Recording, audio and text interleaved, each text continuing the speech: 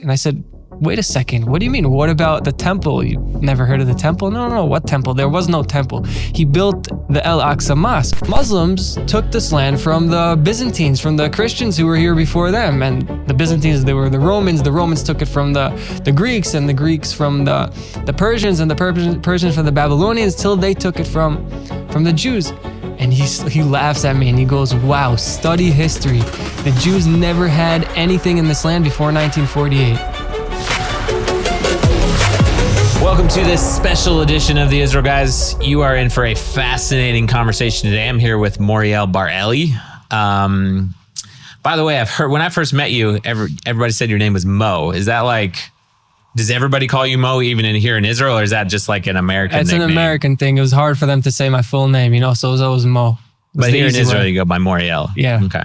So Moriel is the local here close to the Mount of Blessing, close to the studio. But you got into some fascinating conversations with Muslims. How many years ago now was that? Almost 10 years ago now. Okay. So I think your story is a very unique one. Not a lot of Orthodox Jews could probably say that they've spent 10 years talking to Muslims. And as I understand it from your book, from all over the world, right? Yeah, it's definitely a twist. People always say, like, how did you come from New York, the 5 towns in Long Island, for those who know, it's like a very Jewish, very high class kind of American Jewish society, all the way to Judea and Samaria, to speaking with Muslims from all over the world, speaking Arabic. Like, where did that come from? Honestly, I'm not really sure, but that's how it ended up, You landed here. So you made Aliyah when you were 18, right? Right. And ended up in Israel, in yeshiva, but somehow ended up in these conversations with Muslims from all over the world. So how did that come about? Yeah, I guess instead of sitting and studying Torah all day like I should have been, I had this other interest, which was learning Arabic. And the Arabic that I learned took like this crazy spin and turned into this whole hobby, almost like obsession, of speaking with Arabs and Muslims from all over the world and trying to understand their perspective of us as Jews. And it kind of just came about through the conversations that I was having while I was learning Arabic.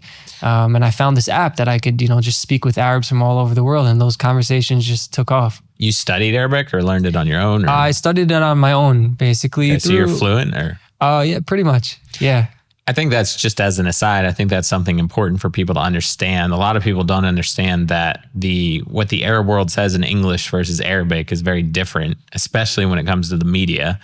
And I guess if you really want to get inside I don't speak Arabic, but I've been here long enough to know that, like, if you really want to get inside the Arab world or understand Muslims, like, you really have to speak and understand Arabic. And it's a vastly different story than the narrative that's being told in English. Would you say that's true? 100% true. And there's like real examples of that, are things like Arafat that he would say in English, and then things he would say in Arabic, and the things he would say in Arabic were totally different than what he would say in English. And he would just have the straight message that he would have to his people in Arabic about, things against the Jews, even after, the Oslo Accords and things like that. But in English, it was all pink and fluffy, and it was all good. So that's one aspect. I agree with you 100%. Definitely here in Israel, people need to start learning Arabic. They need to understand the language, because we're also like encompassed by Arabs. We live with them, maybe not here specifically in Samaria or in other places, but most of Israel, it's very close quarters, in the store or the bus driver, whatever it is. So it's very important to understand Arabic. And what's even more important is to understand the mentality and their perspective. And I think the only way to do that is through first learning Arabic. You have to get into their shoes, get into their mindset. And that's kind of what, I've been doing for the past 10 years, is trying to put myself in their shoes and look through their eyes on us, on the Jews, on Israel, on the situation, the so-called Israeli-Palestinian conflict. So how did you get, like, what was that first conversation with, and how are you having these conversations, by the way, too? Like, just randomly, you mentioned an app, you're randomly reaching out to Muslims from anywhere in the world, just anybody willing to talk, or? Yeah, so it's a language learning app, and basically I made a profile that I speak English, they speak Arabic, or rather I speak English and I want to learn Arabic, and then the app shows me all the Arabic speakers who want to learn English.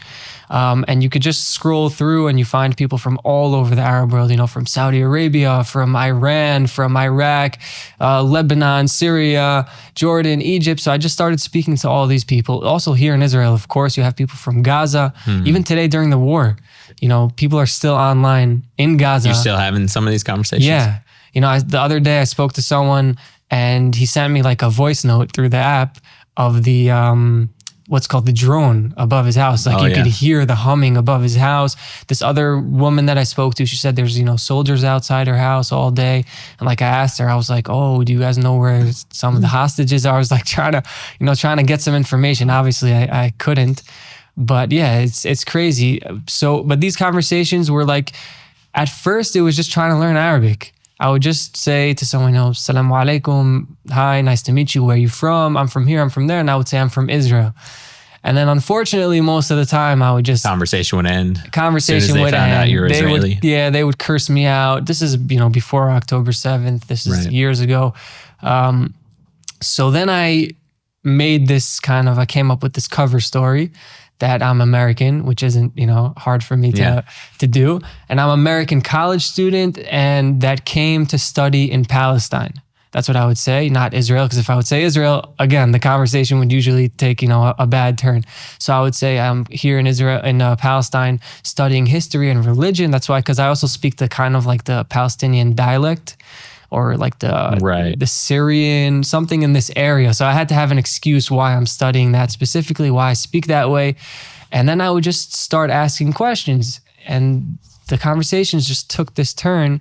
Like, I'll give you one example that I bring in the beginning of the book is this guy from Gaza. This was back, 2016, 2017. And I actually told him that I was Jewish and Israeli, and he actually didn't care. And we had like conversations, full conversations for months, and we just put everything aside. But then one day, I think this was in 2017 when they put up the metal detectors on the Temple Mount. Yeah, remember there was 2 Israeli policemen that were killed. Yeah, 2. Right? They weren't even Jewish. They were Druze policemen. I remember that. Yeah, and they were killed on the Temple Mount. So. And then they found more ammunition and weapons on the Temple Mount. So they put up metal detectors so that wouldn't happen again. And that was a whole big balagan that we say in Hebrew, right? It was a crazy time. So then I was actually living in the old city of Jerusalem in the yeshiva. And we would be going every day through the Muslim quarters to the yeshiva, back to our dorms, and it was called the Knife Intifada. Yeah, 2016, 2017, because literally every day there was stabbing attacks. We'd pass through, the Damascus Gate or the Flowers Gate, and right after we would hear that there was an attack. So those were the times, and I was speaking to this guy from Gaza, and he got upset at me. He goes, "You Israelis are stealing our land and killing our women and children." I was like, first of all, I don't know what news you're hearing in Gaza, but I'm living in the situation. Right. Like I know people who were being killed, stabbed in these alleyways in the old city. Right. And like, but let's put that aside. I said, I have a question for you. What do you mean that we're stealing your land? The Muslims took this land from the Byzantines, from the Christians who were here before them. And the Byzantines, they were the Romans. The Romans took it from the Greeks, and the Greeks from the Persians, and the Persians from the Babylonians, till they took it from the Jews. And he laughs at me and he goes, "Wow, study history. The Jews never had anything in this land before 1948. What? What are you talking about? Where are you getting this information from? Have you never heard of King David, King Solomon?" And, then I would start speaking to more and more people about this topic. And for example, this one girl she's actually Israeli Arab. So she has Israeli citizenship. Yeah. She can move freely in this country. She's studying in the Israeli universities. She's living in a village near Haifa up north.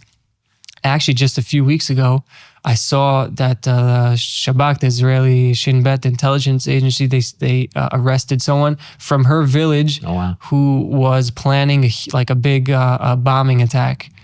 And, when I started speaking to this girl, because I saw on her profile on the app, it said, "I'm a Palestinian girl, not Israeli." Yeah. So I was like, all right, if you're saying you're Which is not something Israeli, that a lot of people don't realize, because there's like 2 million Arab Israeli citizens, and then there's the so-called Palestinian Arabs who live in Gaza and Judea and Samaria. But what's that distinction? But like what you're saying is a lot of the Arab Israeli citizens don't want to identify as Israeli. They want to identify as the Palestinians, right? Yeah, and that distinction doesn't even make sense, because people say like the Palestinians. Okay, who are those Palestinians? Yeah. First of all, that's a whole nother conversation with their history, where they came from, how long they've been in this land.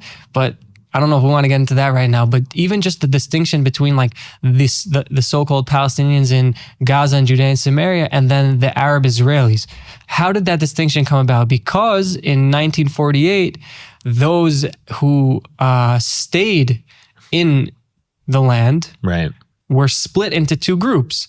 They were split into the group that Israel conquered, or not conquered, but let's say it was partitioned by the plan, the United Nations, the United Nations plan. But then Jordan conquered all of Judea and Samaria and Jerusalem between 1948 and 1967. So all of the Arabs who were left in that area became Jordanian citizens, basically, and those who were in Israel proper became Israeli citizens. Right. And then in 1967, when Israel reconquered Judea and Samaria, so that's when this whole thing started with, the occupied territories, and we don't know what to call them. We call them Palestinians. Well, even today, I mean, you could tell me if I'm wrong, but like a lot of the Palestinian Arabs in Judea and Samaria still have some kind of Jordanian of course, ID card or passport or citizenship, right? They have citizenship. Yeah.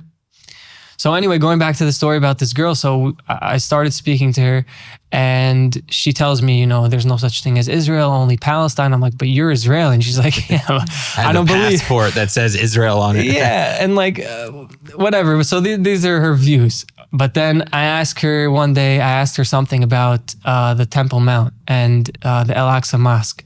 And she tells me, yeah, we believe that there were prophets who built the Al-Aqsa Mosque. The first was Adam, and then Abraham.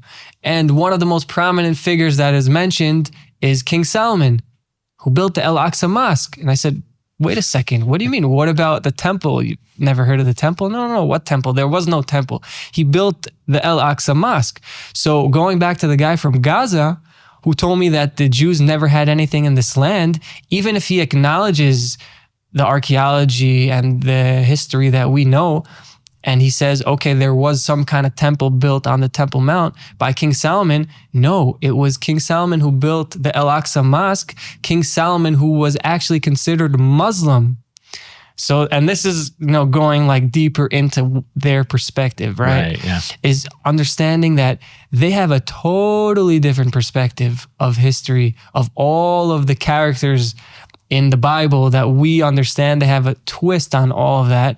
And I think that it has a direct influence on this so-called Israeli-Palestinian conflict today because of their understanding of history, of religion, of the Jews, and their education towards us. Each summer, we have a very unique trip to Israel just for young adults, and it's called Special Ops. It's an unforgettable 6-week hardcore program that combines hard work, discipleship, and unforgettable adventure. Right now, Israel is still in the middle of a war, and your generation has a chance to stand with the land and people of Israel in a very real, tangible way. This is not your typical walk where Jesus walked tour. This is Special Ops, where you'll get your hands dirty, moving rocks, planting trees, putting in vineyards, restoring Israel's ancient ruins, serving the land and people and getting to know them, and exploring the biblical heartland, places that most tours to the Holy Land do not even touch. It's a very intense trip. It's powerful. It's lots of hard work. It is not for the faint of heart. But if you're 18 to 35 years old and you're ready to grow deeper in your faith and make an impact, a real impact, and experience Israel like none other, this is your moment. The trip is June 17th through July 30th. Spots are limited. You want to check it out in the description below right now. If you're older than 35 or younger or outside that age range, think about your son or your daughter, maybe your grandson or granddaughter. Maybe you want to tell them about the trip, or you could even send a young person to the Holy Land through our special scholarship fund. You can check that out in the link in the description below. Guys, Check out Special Ops. You're not going to wait because June is coming up very, very fast. We'll put a link in the description below for the Special Ops program and for the scholarship fund if you want to send a young person. Let's make history together. Let's see lives change. Let's serve the land and people of Israel, especially in this unique time of crisis. Come to Special Ops this summer. Links are in the description below.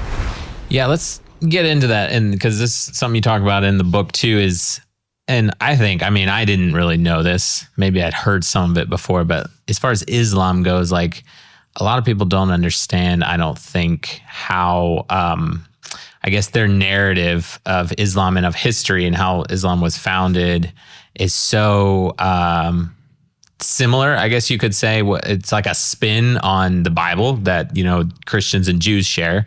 And also, it's funny, I actually wrote down like, it could be even called like a Muslim replacement theology. In Christianity, we have this thing called replacement theology that says the Christian church replaced the Jewish people or God's covenant with the Jewish people.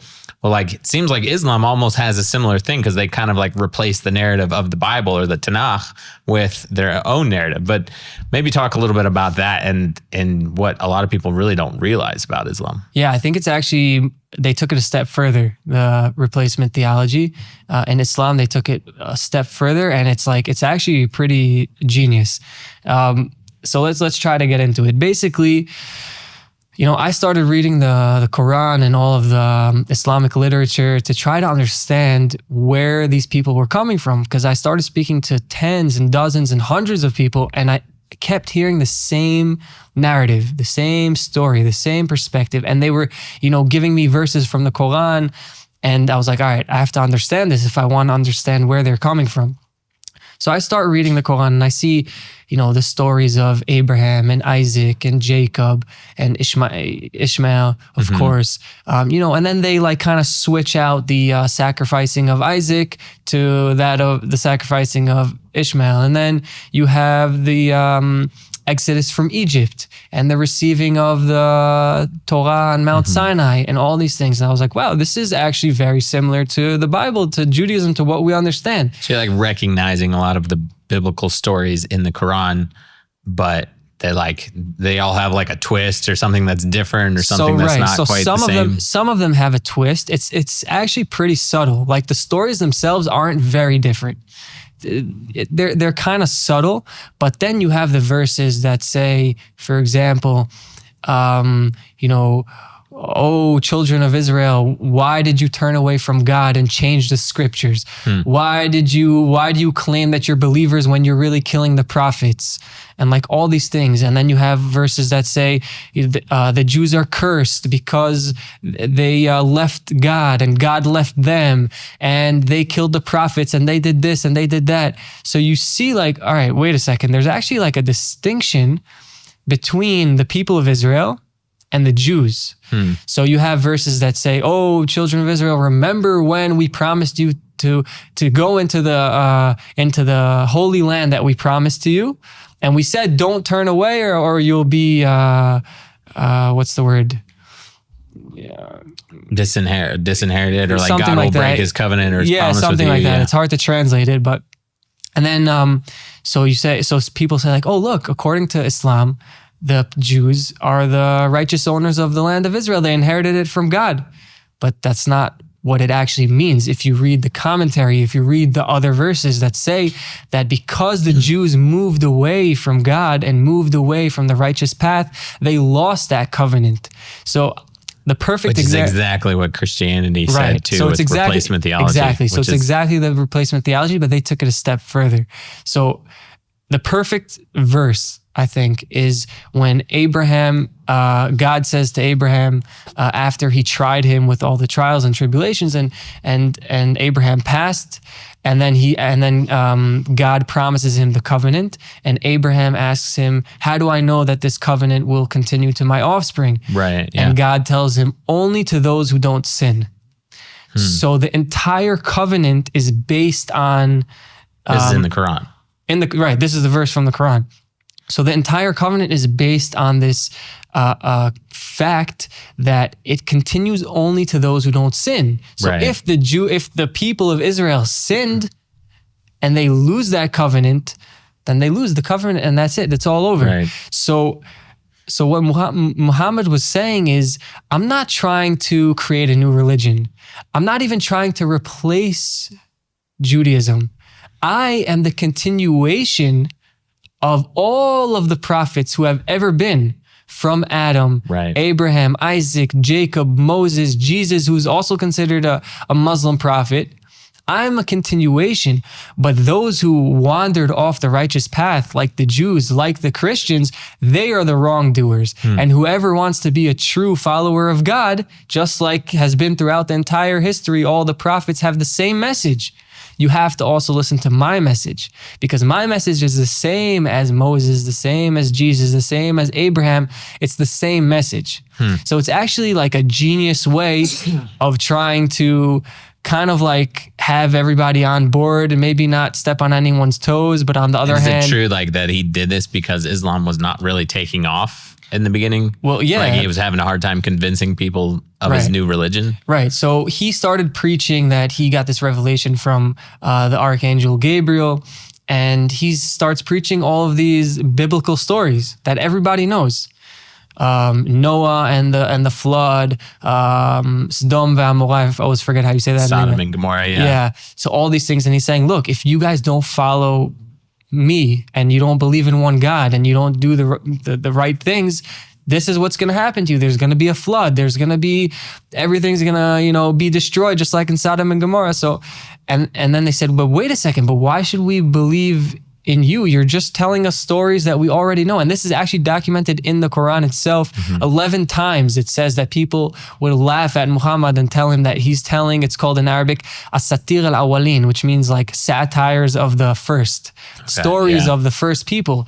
We know these stories already. And then he would say, he had to come up with a genius idea and say, I'm not copying and pasting, right? Especially when the Jews would tell him, wait a second, you switched around Isaac and Ishmael. Yeah. You're telling us, it says in the Quran that when Moses came to Pharaoh to say, let my people go, he came to Pharaoh and his servant Haman, right? We just celebrated Purim. Like we know that that's a few thousand years later. So you're getting things wrong. You're mixing up stories. Your messages aren't the same exact as they are in the Bible. It's not the same commandments, not the same things. So why should we listen to you? So he came up with the genius idea and he said, I'm not changing anything. I'm not copying and pasting anything. I am the original text, the original book that was revealed to Moses, to Jesus. I am the continuation of that. But the Jews are the ones who changed it. They went off the path. They changed the text itself. They worshiped idols. They killed the prophets, right? And then they're supposed to be cursed because of that. And then throughout history, they're under Islamic rule, right? And as long as they're under Islamic rule, it's all good. Yeah. Because that proves that Islam is the truth and Judaism is and it's the same thing with Islam and Christianity. Yeah. They're also at war, but the Jews were at like the main focus of this because it originated from them. Yeah, he's basically trying to make a new religion, but like spun off of Judaism, basically. So when Muslims, and you talk a lot about a lot of conversations and you're with Muslims about this in the book, when they say, Jews were never in the land of Israel or Palestine, right, until 1948, are they literally saying that like the nation of Israel in the Bible were not Jews, they were Muslims? Or are they saying, they were Jews and then they were rejected, so they no longer had a claim to the land? Like, what are they actually saying when they say Jews were never in the land before 1948? Right. So those, let's say the people of Israel who were in the land, they were Muslim. King Solomon and King David, they were kings, but they were Muslim. So whoever ruled the land was Muslim. The inhabitants of the land, if it was the people of Israel, were Muslim. Jews, it's like something that was created, falsified and created that has no connection to the original people of Israel, to the original Bible. That's how they see it. They see it as something totally not related to the original story, totally not related to the land. So it's like, who are these Jews? They came out of nowhere. So when you say the Jews lived here, There were no Jews. And the truth is, there's a little bit of truth in what they're saying, because actually the word Jews came about, later on. For sure. When you have Abraham, who had his kids, Isaac and Ishmael, and then from Isaac he had Jacob and Esav, and Jacob became Israel. His name was changed to Israel. Right. And then his children were called the children of Israel. And when they became a nation, it was the people of Israel.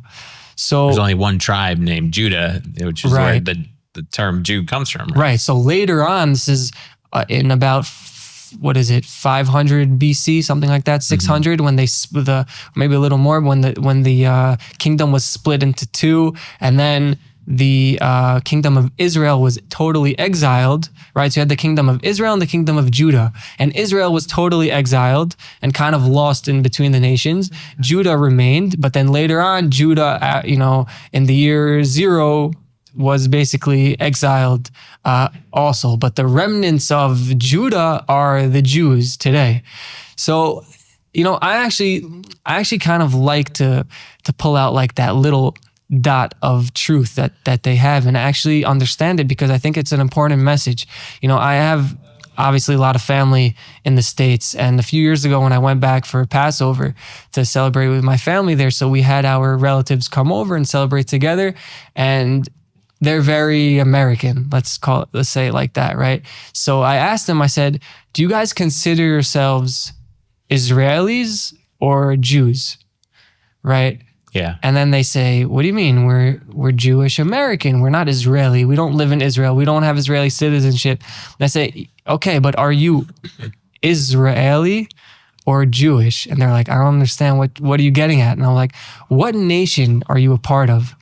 And they don't understand what I'm saying. And I'm like, look, the word Jewish means that it's some kind of religion, but your nationality, your belonging to a certain nation is not Jewish. What is it then? You're Jewish American, so your nationality is American.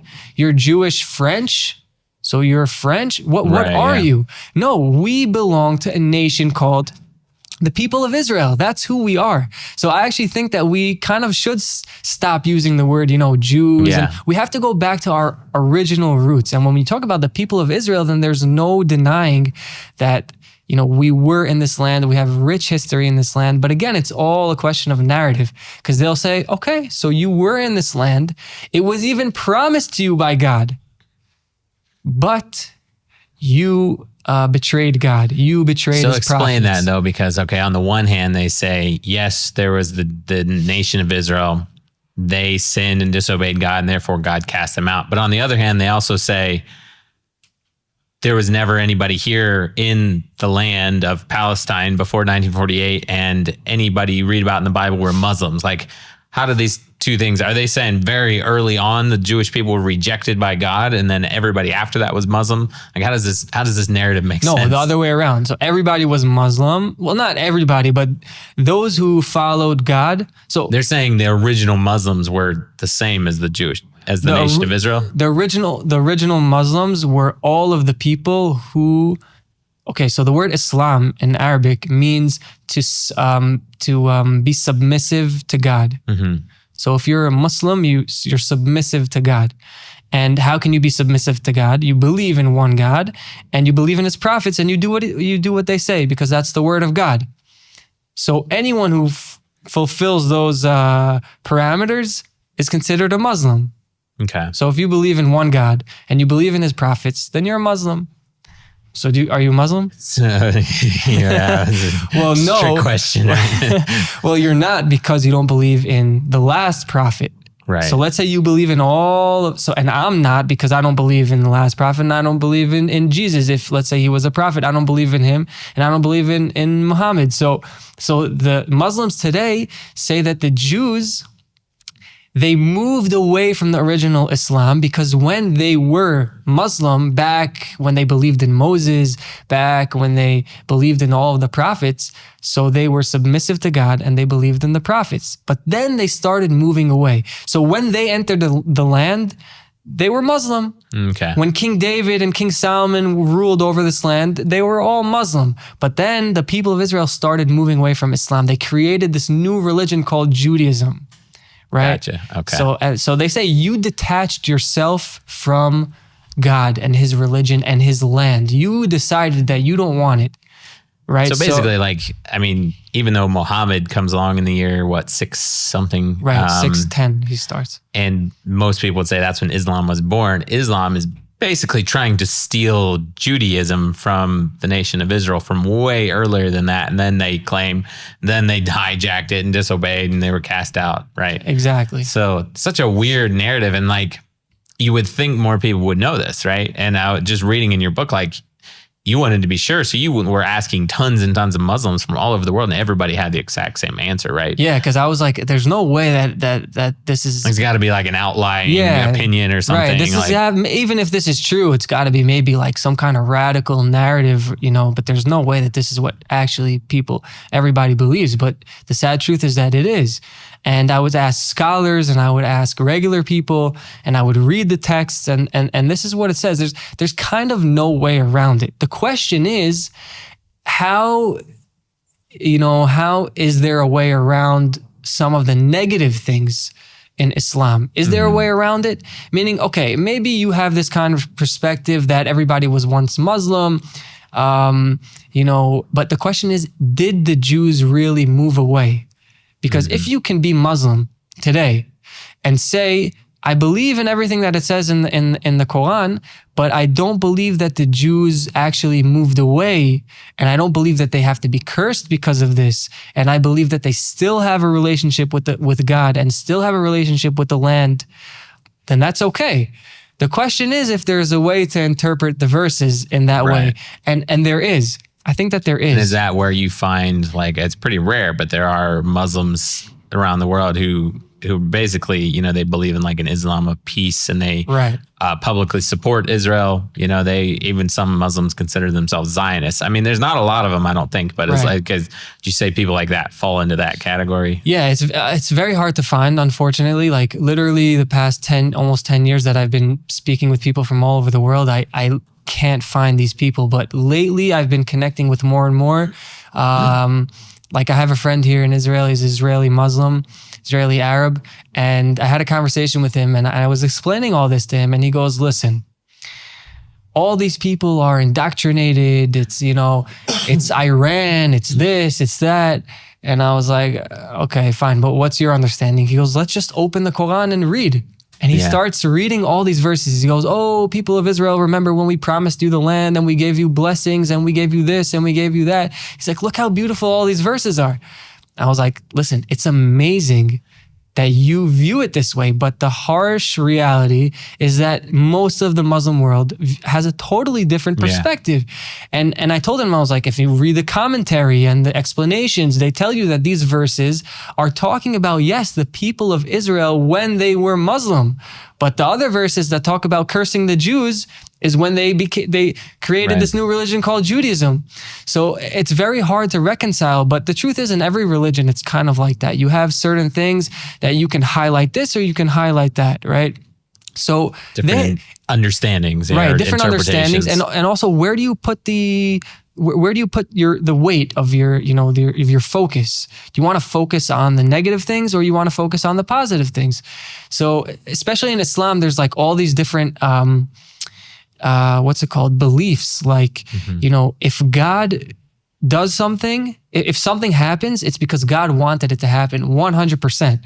I had this conversation with a friend, a Muslim from Jerusalem, and I told him, what do you think if we renovate the Al-Aqsa Mosque and we build we won't destroy it, we'll just renovate it. Instead of it being octagonal and round dome, we'll make it rectangular, and we can all pray there together and bring sacrifices. And he's like, no. First of all, we from Jerusalem, we're the gatekeepers of Al-Aqsa. We're never going to let that happen. And I was like, all right, but what if it does happen? And he says, if you are successful in building the temple, it's min Allah. It's from God. And he's saying Islam would accept it. We'll have to accept it. We'll fight you until it happens, but if it happens, we'll accept it. So we have to really, really understand their mindset and their beliefs and their perspectives in order to kind of navigate this, this maze that we're all in. That's crazy. Yeah. So wild. And again, it's just like, why don't more people know these things? Yeah. So Interesting, like just a shift in your story. I thought it was fascinating in your book. These conversations ended up getting you in a little bit of trouble, right? Because, every Israeli, they turn 18, 19, they get drafted into the Israeli military. Everybody does 3 years of service. But when you went into the military, the conversations that you'd had at that point with Muslims around the world got you in a little bit of hot water, right? Yeah, actually just got me into more trouble because my mom just read the book. Uh-oh. And it turns out there are a few things I forgot to tell her, about going into Bethlehem and East Jerusalem and, all these things. And she goes, I didn't know you did all these dangerous stuff and talking to all these people. I was like, but when I drafted to the army, I was in a unit that needs like a security clearance, and it's a standard thing basically. But of course, I had to tell them about all these conversations that I've had and places that I've went, people that I met, and obviously all the red alerts went off. So it started off that I was basically being like interrogated by the intelligence corps of the army, and then that was like, I went through like a 5-hour interrogation and then another one. And then on like the third one, in the middle of it, the woman that was interrogating me, she like had to go take a call, and then she comes back and she's like, we have to stop the interrogation. We're moving your interrogation to the Shin Bet. Wow. And I was like, are you serious? And I was like, Shin Bet for Americans is probably like the FBI basically of Israel. So then I went through some interrogations with them, and like the whole time I'm just like, guys, come on. I'm just literally trying to learn Arabic, trying to understand Arabic mentality and culture and Islam, because it's important. They should be teaching this in school. Like, you shouldn't be on the other hand, they're doing their job, Were they reading your conversations? No. I mean, they might have, but they never like, I don't know. They never asked me. Right. Good chance they were, I guess. Right. But yeah, that was pretty intense. And they wanted to put me through like a polygraph test. And at the end, thank God they didn't. I mean, not that I have anything to hide, but it was just like, it was very nerve wracking, the whole thing. It made you feel like a criminal. Yeah, it made me feel like a criminal. And I never understood, like, I'm always like nervous, like even like just whatever in the podcast, like I'm a little like shaky, So it's like, if I do a polygraph test, I'm going to be sweating. I'm going to be shaking. They're going to think I'm lying. But thank God they didn't have to do that. They understood that I was just, trying to learn. And it was an experience though. Yeah, it's crazy. So end of the day, you made it past, right? Yeah. Did your military service. Yeah. We talk about education a lot, even on our channel. We try to kind of expose the brainwashing that happens in the Arab culture, in the schools, in the media, the television, the social media, the games, the books, just the literature, everything. Like, it's just total brainwashing. Some of it, we saw for ourselves. We did some similar things what you did. For a couple of years, we went into as many Arab villages as we could, and eventually got well known enough that we had to stop because we were getting death threats and stuff like that. But saw it for ourselves up close and personal, like you're doing. Do you think education on the other side, positive education, could be one of the keys to actually being able to live in peace and coexistence? You talked about teaching English in a Arab girls' school, right? But this, to clarify, this is Israel, like Israeli citizens, right? Correct. So, like, what was that experience like? Yeah, so that wasn't, I mean, there is a little bit of a educational aspect there, other than teaching them English, but like kind of educating them about Jews, because, so what you're talking about is the story that I write about in the book, where when I was in the army, we had like a volunteer program in our unit that we would go down south to Rahat, which is a Bedouin city, and we would teach them English. So the guy who founded the project, it was very hard for him to find a school. Even though they're Israeli citizens, it was hard to find an Arab school who would accept IDF soldiers in uniform. And that was like one of his things, like the circumstances is it has to be the soldiers in uniform. And again, we're talking about Israel proper. We're not talking about the West Bank or Gaza or anything like that. These are citizens of Israel proper, but they have their own kind of educational system. They have their own politics within their villages and things like that. But he finally found this one school. And so we were teaching English. And I guess part of the mission was for them to come in contact with Israeli soldiers in a very positive way. Mm-hmm. You know, not that they come in contact with Israeli soldiers in a negative way, but they may not come in contact at all. And then where are they getting their information from? Right. So if there's a vacuum, it's going to be filled with something. And unfortunately, most of the information floating out there is very negative. So part of the goal was to have them, have this interaction with them. So yeah, that was weird, because that school actually has a lot of parents who are in the IDF, in the Israeli police force.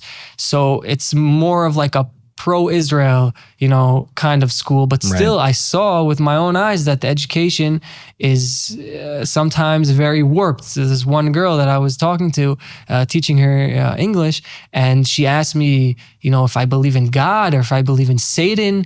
And I was like, I'm Jewish. And she's like, so you believe in Satan? And I was like, no, I believe. A young girl. She was in like 4th grade. And I was like, no, I told you I'm Jewish. We believe in one God. So she says, so you're Muslim, right? So this is the education that she has. So yeah, a young girl is basically grown up with the idea, living in Israel, and meaning she should, she's living in Israel, but somehow she has been brainwashed to believe that if you're Jewish, you just automatically believe in Satan. It's like similar to people around the world that just grow up with the belief that, Jews have horns on their heads or something like that. Yeah. But I mean, we're talking about Israel again, which is just wild. But do you think that, positive education on the other side could be, crucial to seeing a change in the narrative with the next generation? For sure. 100%. I mean, I really hope that it's the next generation and not the next 2 generations, because already the next Unfortunately, we have multiple generations that have gone the other direction. Right. So, but for sure, I think it's education. I mean, there's no other way around it. You can't have peace in any way when the underlying education is hatred, right? It can't be like that on either side. But in the Muslim world, it's so deeply rooted in the religion. I think that's the problem. So there has to be a way. And you know what? Sometimes I think that it's not like our responsibility. I think that, I don't know if you guys have a Muslim audience, but this should go out to the Muslim world, and they should understand, if they want to live in peace, if they want their kids to have a better future, they need to change education. They need to figure out how to do it. They need to find the verses in the Quran that they can put their finger on and say, this is the verse that everybody needs to learn. This is the verse that's difficult to deal with, and we can put it on the side for a second and focus on the more positive things. It's definitely possible. Again, I have friends here in Israel, people that I've spoken to around the world that do have a positive perspective on the Jews through Islam, and they view. Fortunately, a lot of them are scared to come out and say anything publicly. I had a guy from Nablus, from Shechem, which is just at the bottom of the hill here, reached out to us, and I tried to convince him to meet up in person, tried to get his phone number. He wouldn't do any of that. He agreed to one phone conversation through like WhatsApp. No, not WhatsApp, through Facebook Messenger, I think. And I talked to him for like 20 minutes, and he told me, he said, no, I'm a Zionist living, an Arab Palestinian living in the biggest Palestinian Arab city in Israel, really. And he said, there's more of us here, but he said, but I can't meet you in person. I can't give you my phone number. I can't ever say anything publicly, because he's afraid for his life. Yeah. So yeah, that's a big problem. The moderates, those who have a positive perspective, they don't have a voice. They don't have a way of getting it out.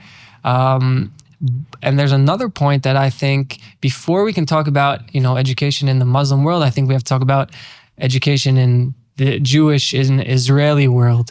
Well, not just Israeli, but the Jews all around the world.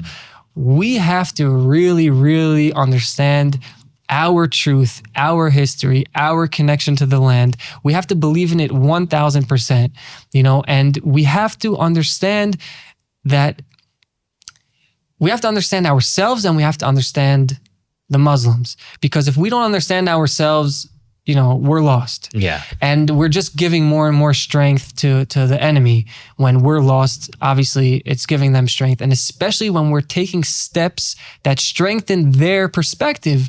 Like if we're talking about a two-state solution, right? Well, not us, but if people are talking about a two-state solution and giving over Judea and Samaria to the Arabs and Jerusalem, what do the Arabs hear?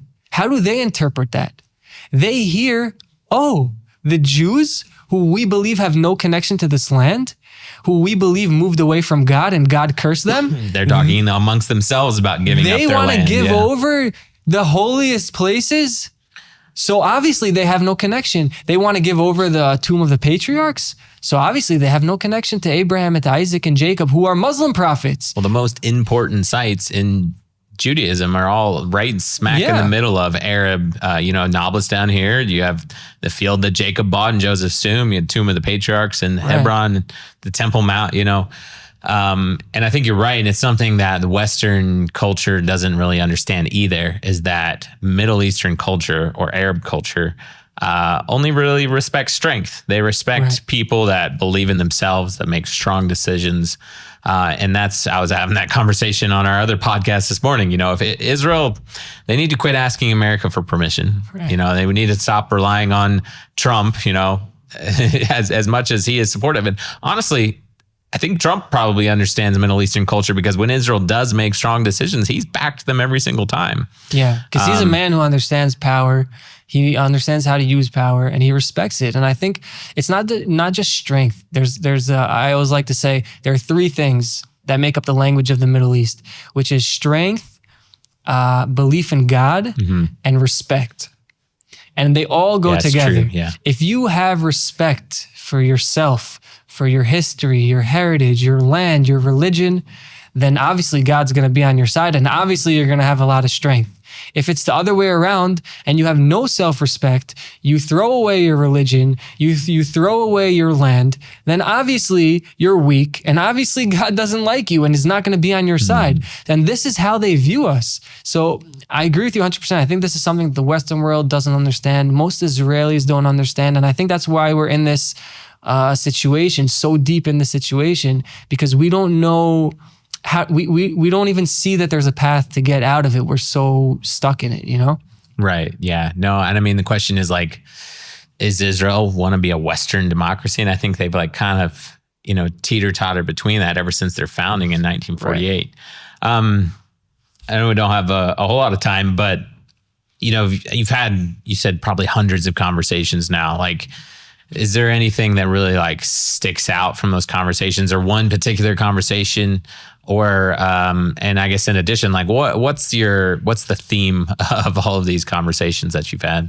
So I guess I'll split it into two, because up until very recently, the theme of all the conversations that I've had, unfortunately, was very negative. I was trying to understand their mentality, their beliefs, their perspectives, and I was trying to find those who have a different perspective that's more positive, and I really couldn't find them, unfortunately. I go on these apps, language learning apps. It's for people who want to learn English. They have a smartphone. They have usually either a job or a college degree that they're studying that they need English for. So these are people who have a certain level of education, and they're not living under a rock. Intelligent people. Intelligent people. And I think it's a good statistical group of people to kind of see what their opinions are. And almost every single one of them have the same opinions that we've been talking about. And I couldn't find the ones that don't. So that's kind of up until now. From here on, I'm kind of looking for the people who have the positive perspective, who know how to read the Islamic texts and come out of it with a positive perspective of the Jews, right? Who have this kind of broader understanding of history. They understand the other side, which is the Jews, and they're willing to view their own religion in a positive light instead of being stuck in all the negative stuff.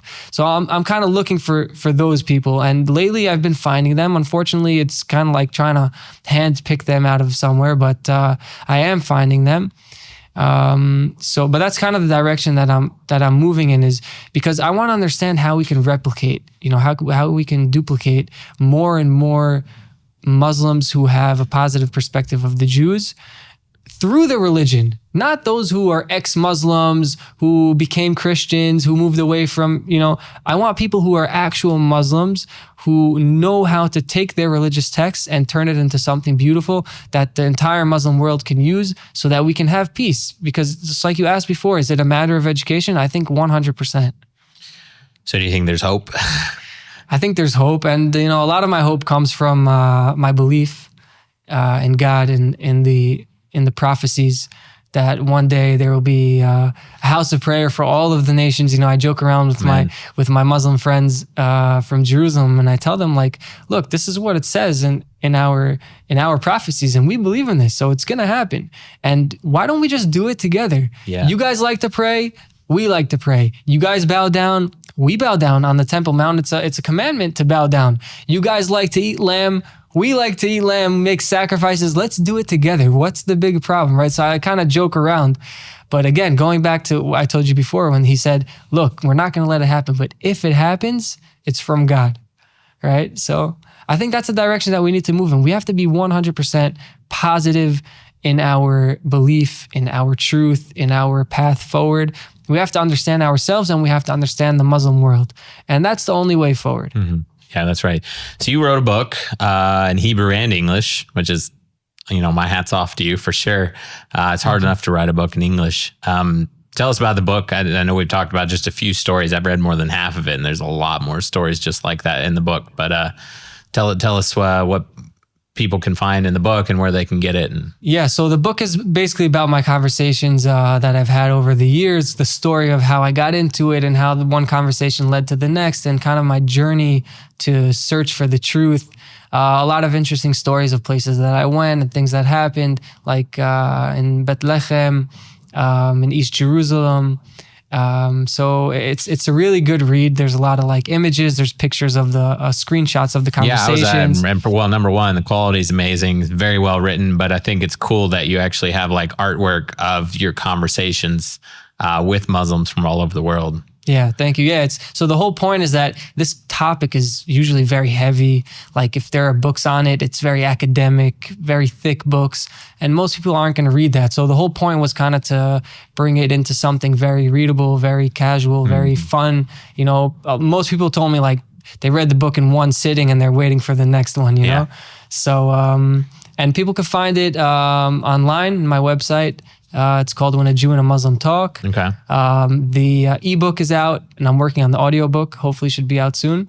Very cool. And it's on Amazon as well. That makes it easy. So we'll put a link down in the description below for the book as well. And if people want to buy the Hebrew book, also on your website, I guess. Yeah. We do have Israelis that watch and listen. So definitely recommend you guys pick up a copy of When a Jew and a Muslim Talk. And maybe there'll be a part 2 one day, because these conversations are ongoing, right? Yeah, God willing. And so and also God willing, maybe the next book will be full of a lot more positive, conversations as we move forward, right? So amazing. Well, thank you so much for being on the podcast. I think just amazing conversations, something that you don't hear. This is not stuff you're hearing in the media. Right. There's not really books written about this. So fascinating topic. Everybody should pick up a copy of your book. And thank you so much for being on. Thanks for having me.